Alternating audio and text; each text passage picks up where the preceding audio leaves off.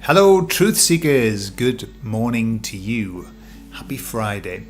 I do hope that everybody's all right, and I want to say thank you to everybody for the comments that you send in that really do help and they do inspire me to do more videos. So thank you very much for that. Okay, so today we are going to talk about meditation. We're going to talk about the plan, and we're going to talk about what ifs.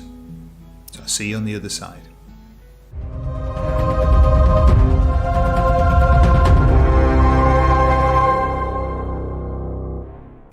Summer Sun, one of the people who follow this channel, asked about meditation. She said that she's starting to meditate, and even though she's meditating and she gets some colors and things like that, that she hasn't been contacted. You know, she's not getting any messages or whatever. What I would say to that is, don't expect, certainly at the beginning, don't expect to necessarily have this moment of, on Paul on the road to Damascus, messages from God or whatever. It isn't necessarily the case that that's going to be the plan for you. It isn't necessarily the case that that's your job, to have those messages. But what I'm going to say to you is that definitely when you are meditating, they are connecting with you. They are connecting. And my suggestion is that you have that intention that, in fact, I would give them permission. Okay? And this is very important when you're meditating. Some people are worried about, what if I open myself up to negativity? All right. The way that you keep yourself safe is just by saying, for the highest good of all concerned. So whatever it is you ask, for example, I give you permission to work through me, to download to me for the highest good of all concerned. And that's kind of like it's a safety mechanism. It isn't really necessary when you've got the right intention anyway. But if it makes you feel more comfortable, do that. And I still do now. I just do it because it's like my little mantra, and I just know that I'm going to get the very, very best when I say for the highest good of all concerned. Okay? So trust that when you open yourself up and you give them permission, that they will be downloading to you. And what I answered Summer Sun in the message was, what you notice after meditation very often, even if during it you're not getting anything specific, is quite often you have these moments of light bulb moments or realizations, or something just fits together better, or you connect the dots to two things. This happens a lot, and that's kind of what the meditation's doing. It's giving your mind a moment to be able to start to piece together stuff that it doesn't normally get to piece together. We don't really have much silence in our lives. We don't really have gaps. We tend to fill them, and that's just the way life is. But when your mind has a moment, it's like housekeeping time. Your mind goes, oh my goodness. It's like the when you defrag a computer, and it allows it to put everything back into order. And that's what kind of you're doing with meditation. All right. So don't worry that you're not having the messages, right? But you will do. You really will do. Them just might be indirect, and they might come in different ways. But allow yourself, give permission for them to work through you and to download to you. This is the most important thing of the meditation. This is the message that they keep giving me, is that they need to be able to get to people to download the next level of vibration. Remember, we're moving through the vibrational field. We're moving, as they call it, 3D to 5D. It doesn't really matter what you want to call it. When I ask the emissaries, they say that they're the names that are given, human names that we give to this process. But what they're saying is it's more like it's a vibrational shift that's happening. And so when they can get in and they can download, they can take you to the next step. They can take you to the next bit. Okay? And it isn't something that you can notice always. Sometimes when they've downloaded an awful lot to me, I'm dizzy and I'm spaced out and stuff like that. But that doesn't happen very often. Very often I just feel, well, I'm refreshed and I feel better. but it's afterwards that I notice the correlations happening and the dots getting joined up. Okay, so just let them do this stuff. Your job is the meditation. Their job is everything else. Okay, and that brings me to the next bit about all of this. Look, I'm a controller. I like to control. I've always have. I've felt the need to control things in my life. Control myself, control situations, control people. Okay? And even if it's for good, what can happen is you can become stressed when you see that things don't seem to be within your control. That's very normal. Okay? It's very normal. What we must understand at the moment is that there are many, many things, if not the vast majority of things outside of our control. We are not in a place to control stuff. The only thing that we can control is our state, is the way that we feel. And don't underestimate the power of that. That is the most important thing, because remember, the way that you feel is the way that you think. And the way that you think is the way that you create. And so we must control our state. That is our job. And that's why meditation helps such a lot, because it really helps you to get into a good state. We control our state.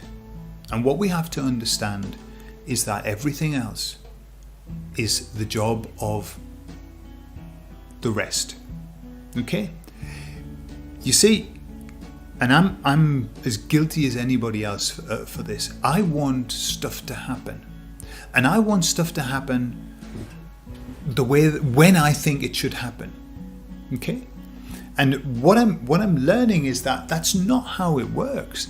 That's not how it works. There is a plan, and you know, quite often we put our hope on humankind to fix this, like, you know, or groups of people, and you know, there's all the talk of the white hats that are here and they're going to put it right for us and everything. And sometimes it looks like it's going to happen, and sometimes it looks like it's never going to happen. And what I've been guided to kind of think is that this is far bigger than humankind. In fact, the message was this: if humankind was able to fix this, they would have fixed it a long time ago. The fact is that humankind have been incapable of fixing this. This is the problem, that we have been trapped in this eternal cycle of negativity and manipulation and control and everything. We've been trapped in it because of our own selves, because we have not been capable of coming out of it. And so, why should we assume that humankind is going to be the savior? Humankind is not the savior of the situation. We need help from outside. We need extra help. We need divine help. And so, what we have to do is trust that the plan is far bigger than just what some men can do.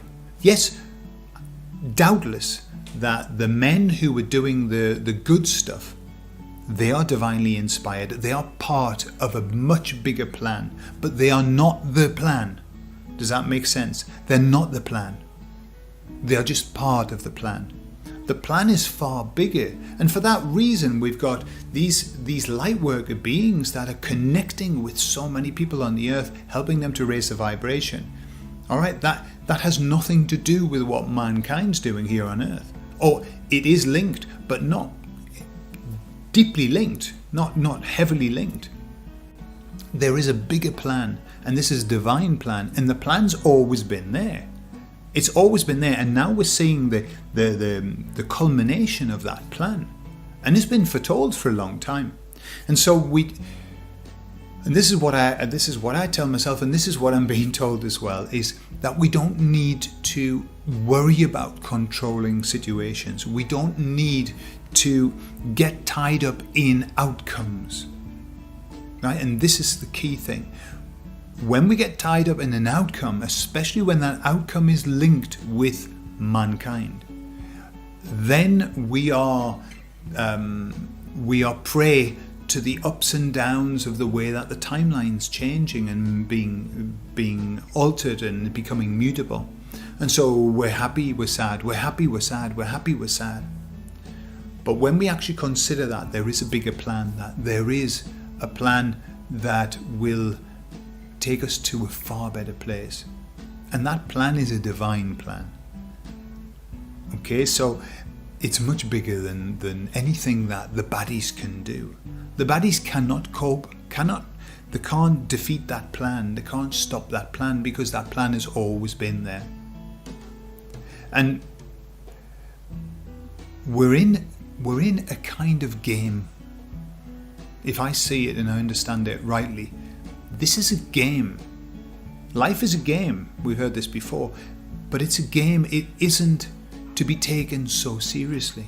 We take it seriously because we come down here and we take human form and we start living our lives, and when we bang our hand it hurts, and we have tough times, and so it seems absolutely real. Okay, and that's the point of it. It is meant to be that way.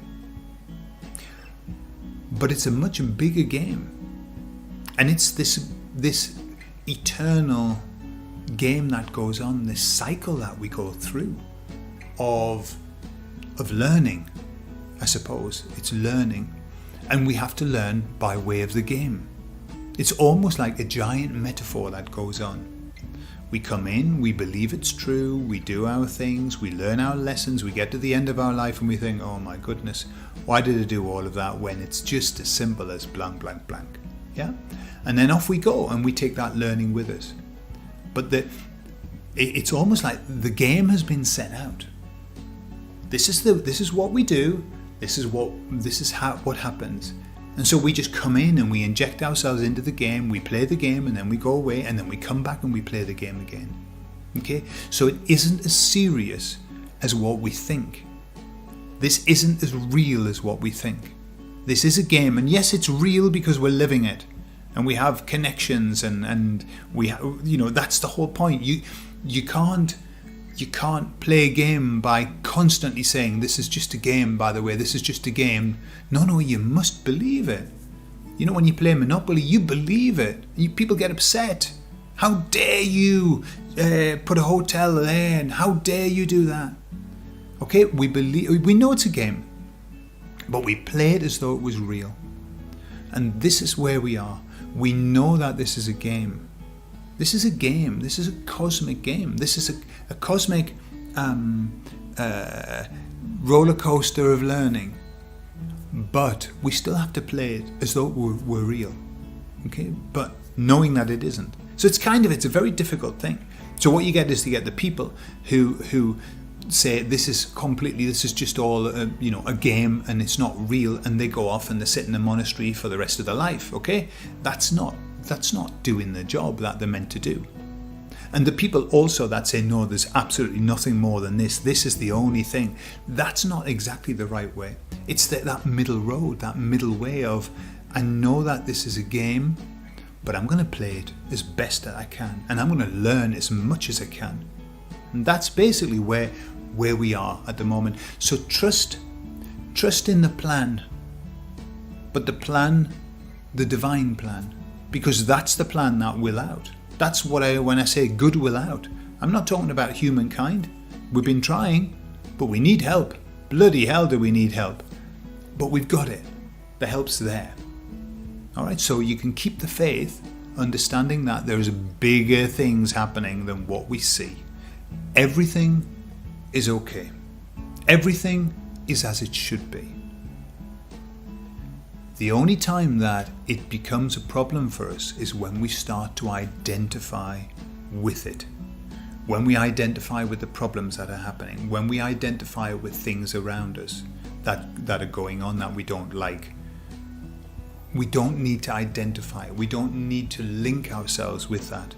We observe.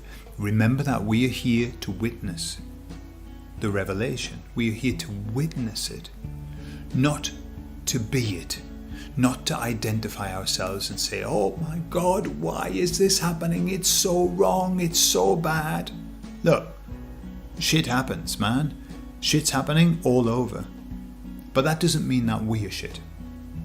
It doesn't mean that life is shit. Life is beautiful. We have everything that we need. The fact that you're sitting listening to me and breathing and being well and being okay, that shows everything's all right. And remember, this is so important. The past doesn't exist. The future doesn't exist. When we start worrying about the future, we become anxious. When we start concerning ourselves about the past, we become depressed. But when you're in the moment, anxiety and depression cannot exist. There is no room for them, because you're in the moment, you're in the absolute essence of what life is. There is nothing else. There's nothing else. Future and past don't exist.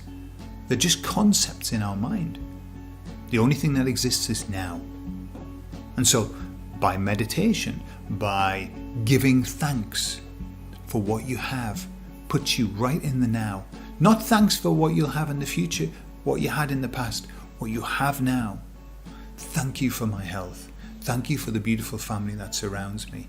Thank you for my knowledge. Thank you for my abilities. Thank you for having a roof over my head. Thank you for the food that I eat. This puts you right in the moment. And when you're in gratitude, which is love, you struggle to be either anxious or depressed. It's very difficult when you're giving thanks for what you have right now. It helps you realize that this is all that there is. Okay? So, I leave that with you, truth seekers. Have a lovely weekend, and I'll see you on Monday.